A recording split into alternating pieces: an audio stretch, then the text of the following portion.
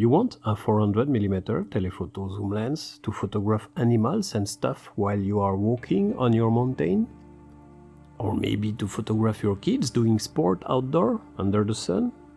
Cool, me too. That's why I own this lens since 2 years now. Today, I'll take my bicycle and we go from Puerto Princesa to one of the famous beaches in the west coast of Palawan, Nagtabon Beach. I will shoot every animals there and a few in between, and maybe some landscapes.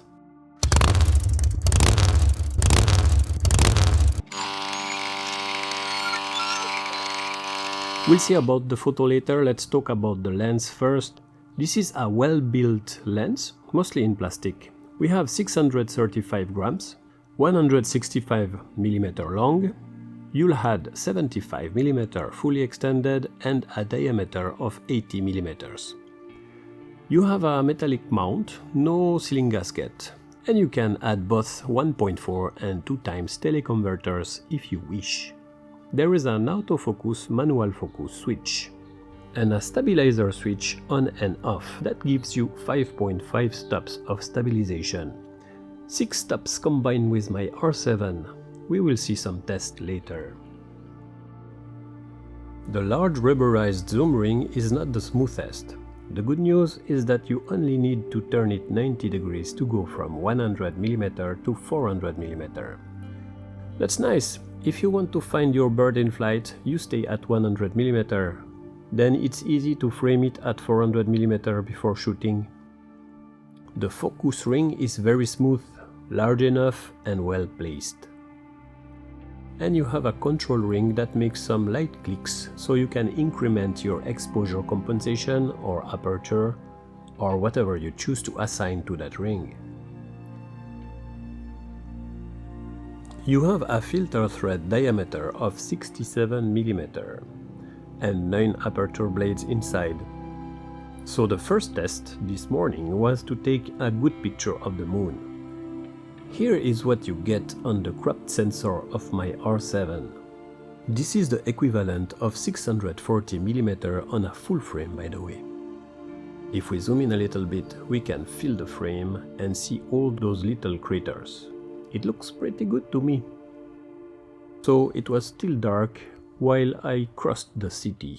At some point I felt like I could get a nice sunrise and that I may have the opportunity to try some landscape with that lens.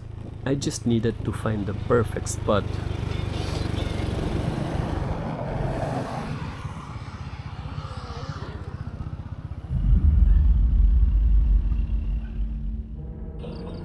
I'm really curious to see what a real landscape photographer could have done here. Anyway, this is what I got as a beginner.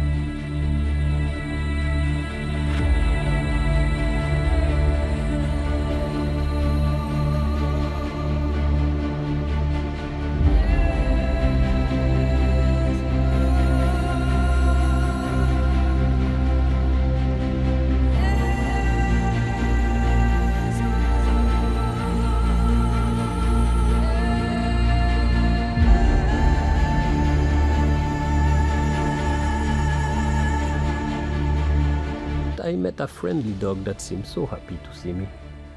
5 minutes later, I took my best street photo all times. It was in Bakungan, the last village along the main road before crossing the island going west. Backlit subject, mysterious fog, with 2 silhouette people walking, blooming trees, rays of light. A clean image, I love it. This one is very cool as well. I don't know if you can see just behind me, there is a little egret. I am actually in Bakungan, which is a village going on the way going north of Palawan. I am still on the way going to Nagtabon Beach. I will at least try to catch one good picture of an egret.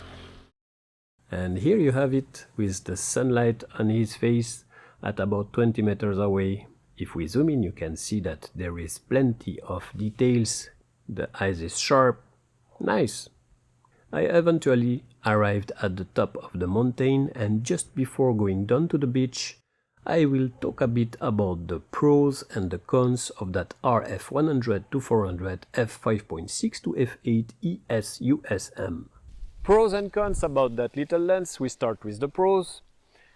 We have here a very inexpensive lens, about 500 to 650 US dollar, it depends where you are and when. I think it's the cheapest telephoto zoom lens of 100 to 400 that you can find for now.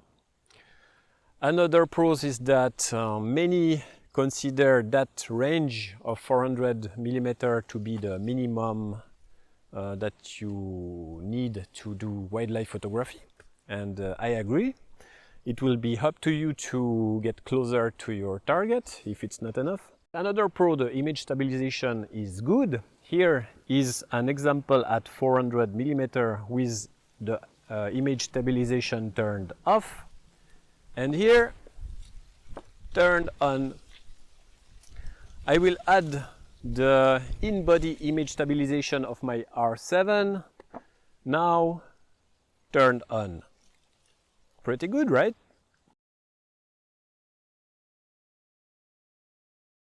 The autofocus is quick and silent and good, I think, in my opinion, no complaint about it. Another pro is that we have, I think, the smallest and the lightest telephoto zoom lens going to 400mm that I am aware of. Please comment below if you know another one. It weighs 635 grams, and yeah, it's very easy to carry around. So that's a big pro for me. Another big pro is that this lens is very good for close-up. So it will be the perfect lens for example, for butterflies or medium insects. I will not go smaller than a bee, for example. So I think it's a 0.41 to 1 ratio of magnification. So yeah, you will have a lot of details on a butterfly, for example. And another pro would be that this lens is very sharp. And yeah, I have no complaint about the sharpness whatsoever. Maybe at 100mm you will have to close down a little bit your aperture. Maybe around f8 would be the best. But in other focal length you will have no problem with the sharpness with that lens.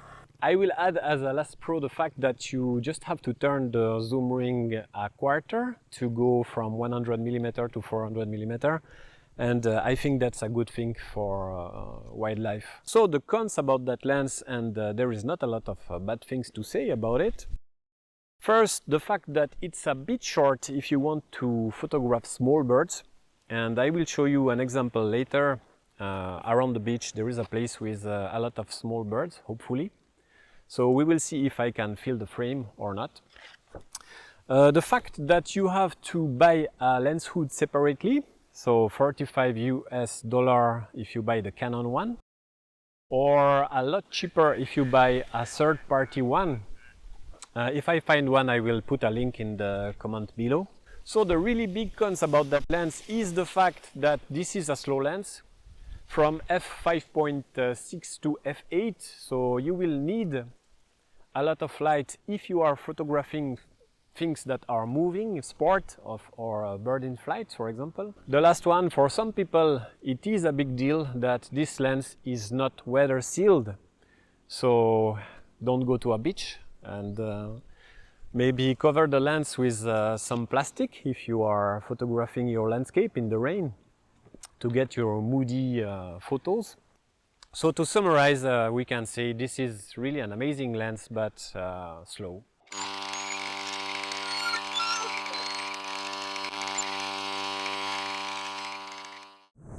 And this is how I arrived at Nagtabon Beach 5 minutes later.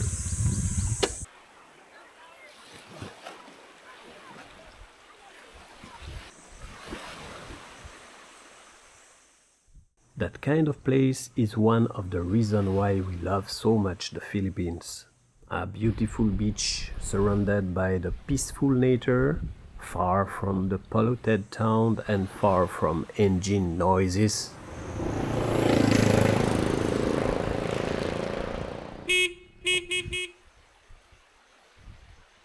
So the first things I want to show you is the bokeh, or how the background will be blurred. So I will do a portrait of a coconut. Another advantage of that kind of lightweight lens is that you can really use it easily in any positions and for a longer time, as you see here. On the left, 400mm f8, 4 meters away. On the right, same, but at minimum focus distance, which is 88 centimeters, I think. And you can see that there is no more background, just mixed colors. There will be more exotic animals later, but for now, let's see what that lens can do with a white dog. So I am at 214mm f7.1, shutter speed 1/500th of a second, ISO 100 at maybe 6 meters from the subject. And here you have a good 3D pop with that creamy background. If we zoom in, you see the eyes is super sharp, with plenty of details. No visible chromatic aberration at all. Another dog, backlit this time. Again, no problem. So I'm very close to the ocean and to the beach right there, and I am also closer to a pond of water here. And here there is a lot of red dragonflies. There is also some bees and some mudskipper there. I will try to show you how good is that lens for close-up. And we will also try to get some small birds in those trees there and see if we can fill the frame. If not, with my R7 I know that we can crop a little bit, and we will see how it goes. Have you ever seen a huge black wasp digging the sand?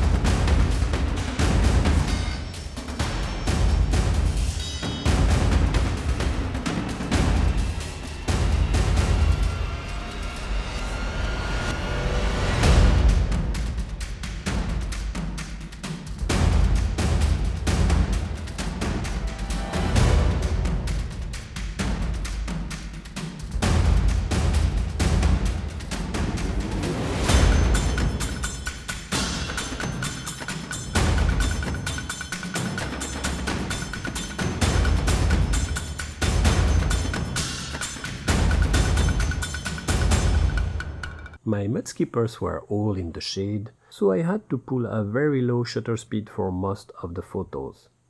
I must admit I could have used a tripod in this situation.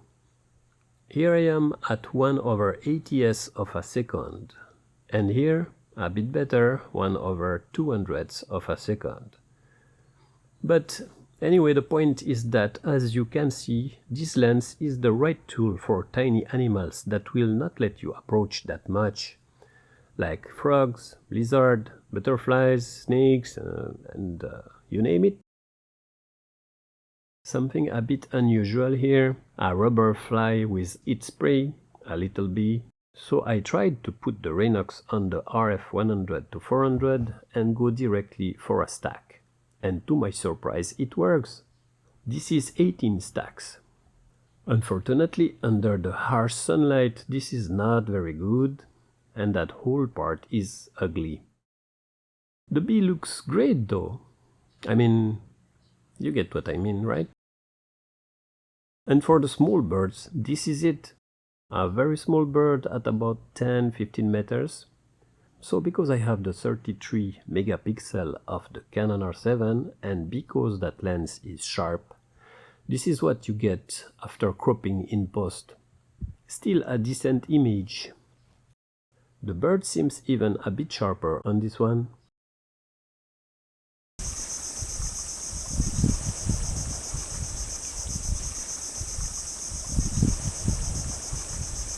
Alright, I hope you can hear me. It's very windy here. So who is this lens for? I think if you are starting wildlife photography or you want to try it, this lens is very nice. You will go a long way with it. It is very inexpensive, and yet you can get some very good pictures with good sharpness. and yeah, you will go a long way with that lens before upgrading. If you are not really a fan of carrying a lot of heavy gears, then that lens is also great. It weighs only 620, 35 grams something. If you pair it with the Canon R7 like I do, you will have a weight of 1 kilo 250 grams, around that number I think. And you can even pair it with the R50 or R10 and you still will get great results, and for a cheaper price.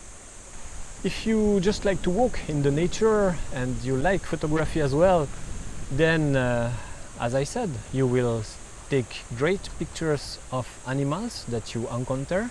And not only that, but you can always photograph smaller stuff like butterflies and also landscape. That lens will be very good for landscape as well.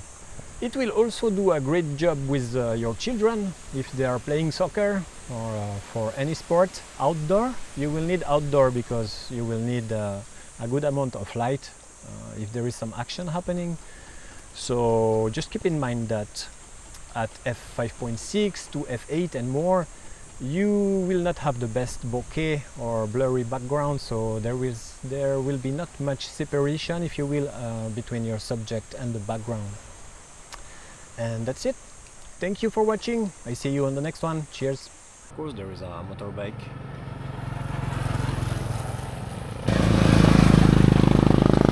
I will try to catch some. So for now,